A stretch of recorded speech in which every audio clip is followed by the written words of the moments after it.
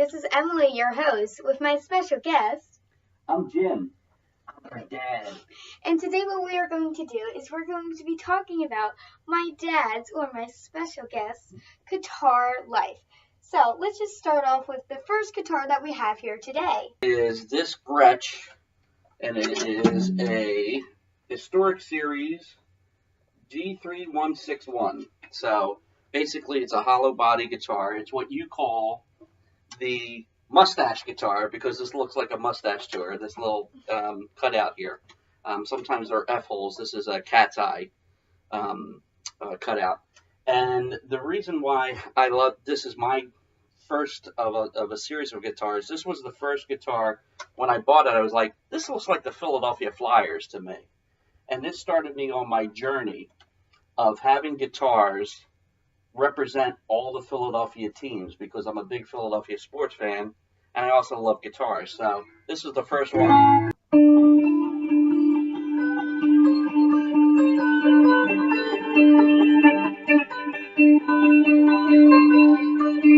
So why Philadelphia Flyers is your first sports team guitar that you have chosen? It's a great question. I think the reason is because the Flyers were really my first team when I was a kid that won a championship, and they were the first team that I really followed religiously. I was a big hockey fan when I was a kid, way younger than you are now.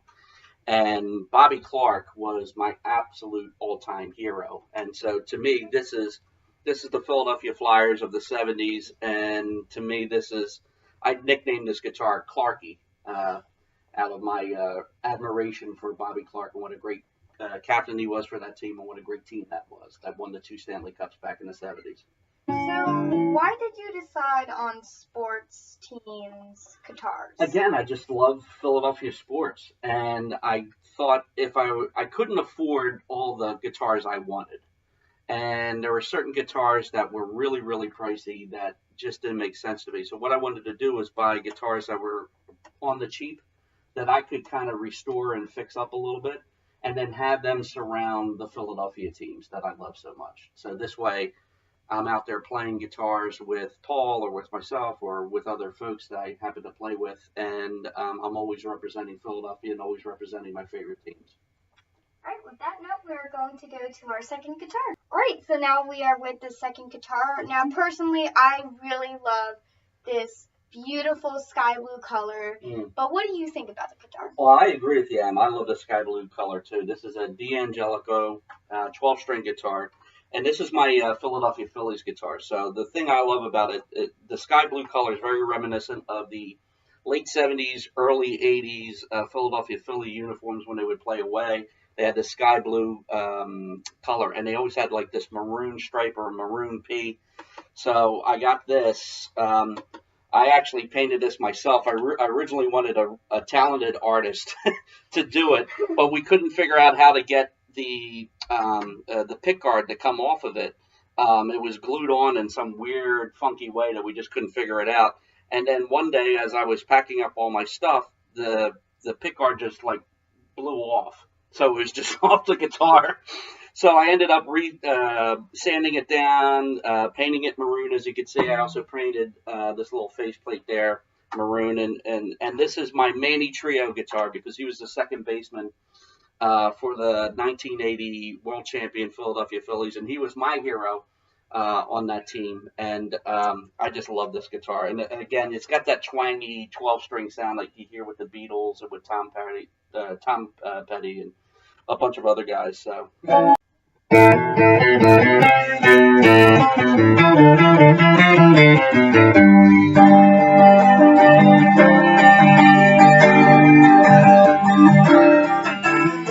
So we have your third guitar. Can you please explain to me?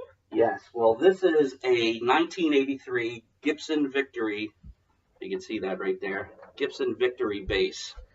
And Gibson doesn't make a lot of basses. You know, Gibson's one of the premier guitar makers in the world. I used to have an old Gibson Les Paul, but we had to sell it. We were running low on cash funds, so I promised your mom I would sell that one. But this one, again, another great find. This was in a basement in Wisconsin, and it was originally a darker red, and it had this black face plate pick guard here. But the reason why I got this, I started thinking about 1983 and started thinking about victory. And that's when the Philadelphia 76ers won their NBA championship. So this is my Dr. J base, Gibson 1983 Dr. J base. So it's red, it's cherry red with the blue pick guard that I got specially made, custom just for this guitar. And my good friend Andy Heimbach, who I went to high school with, who's also a great bass player, and he's a great bass collector as well.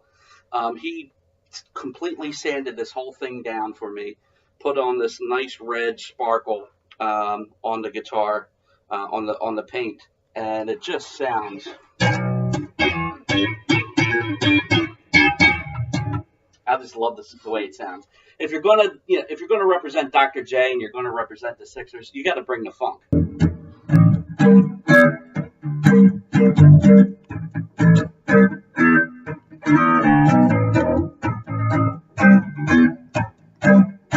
Our fourth guitar here with this beautiful like emerald green. Now please explain. Well, if you're going to go green and you're going to go Philadelphia, you can only be talking about the Philadelphia Eagles. So my all-time favorite sport, my all-time favorite team, I love the Eagles. And the interesting thing about this guitar, I believe this is a early 80s Epiphone. I can't actually remember the name of the actual model of this, but what I kind of dug about it to be my Eagles entry is you can see the E right here, and also on the pickguard itself there's an E. And this was the one guitar where I didn't have to do really any modifications whatsoever on it. It's a very simple guitar. It's only got one pickup. It's got this very old style tremolo bar, wah-wah bar, so I can make my warble, similar to what I've got on some of the other guitars. But this one, my all-time favorite Eagle is Brian Westbrook, who's a little bit more modern player. He played in the 2000s. He played on the team that almost beat the New England Patriots. Not the one that did beat the New England Patriots, but almost beat the New England Patriots back in 2004. Great running back. He was one of the premier backs in the league that year. And he was the salt and the heart of that team, particularly on the offense. So, great guitar, very easy to play, very fun to play, very lightweight. And even though it's just one pickup and there's not a lot to it, I think, Emily, you could probably play this guitar. It makes a heck of a lot of noise, and I just love the way it sounds. It's got a really nice, crisp, jangly sound to it.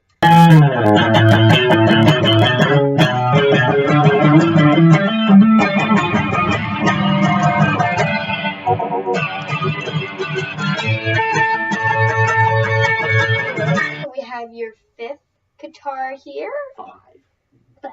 Yeah. So, please explain to me your inspiration and all that jazz. Well, after we got through all the professional Philadelphia teams, I started thinking about all the guitars I've ever wanted to have, I've ever wanted to play, and certainly the Fender Telecaster. There's a lot of Stratocaster fans out there, and a lot of people that like Strats and like Jazzmasters and Jaguars and even Mustangs. But to me, the Telecaster, this body shape. It's played by Bruce Springsteen, played by Prince. It's played by, oh, my goodness gracious, Keith Richards of the Rolling Stones. It's played by a lot of great players. So I've always wanted one, but I couldn't figure out why. I already got all my Philadelphia teams done. And then it dawned on me, well, wait a second. I went to Temple University. I got my MBA at Temple University. This guitar is now cherry and white, which is the Temple fight song. And as I was explaining this to a fellow musician, boy, I'd really like to get a Fender Telecaster, but I've got this whole Philadelphia sports thing going. He says, well, what you need is a Templecaster. So this is my Fender Templecaster. I love this. This guitar went through, unlike the Eagles guitar previously, which had no modifications, this went through a significant amount of modifications. This originally had a black pick guard and different pickups in it. So I ended up getting a white pick guard, and new pickups that are actually the Jimmy Page special pickups that he designed with Fender and with the Telecaster. And the last piece, and this took a long time to finally figure out, we got this new Stetz bar whammy bar tool that got, most Telecasters do not have a whammy bar. They're mostly used for just like rhythm guitar players. This, I wanted to really make a solo type of guitar, so we got this Stetz bar whammy installed by Mike over at the Guitar Center. He did a fantastic job with it, and I couldn't be happier.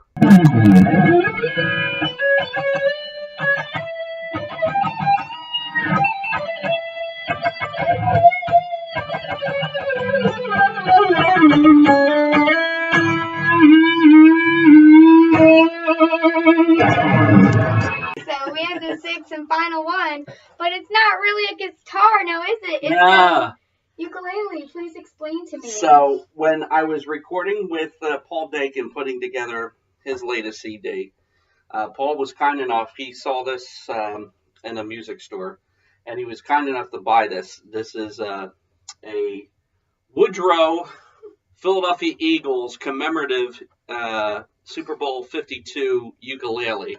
As you can see, we put some stickers on the back. Actually, Paul bought those stickers, and we put those on. So this is our commemorative Super Bowl ukulele, because every Super Bowl should have a ukulele. And we love the Eagles, we love the Eagles, we love the Eagles.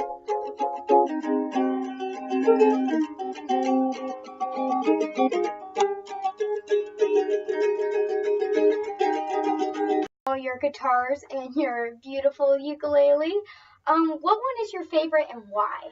Oh, I like them all. I like them all a lot. I think the easiest one to play is probably the Eagles Epiphone guitar. I love the way that the Clarky Flyers Gretsch feels. But right now, my all-time favorite is the Templecaster. That thing is just built to rock. It's just solid. So I can't wait to. That's my latest one, and that's really only probably a month old because it's been getting modified for the past two months, and I can't wait to get that actually in a recording studio on stage or something like that, because the sound is just tremendous.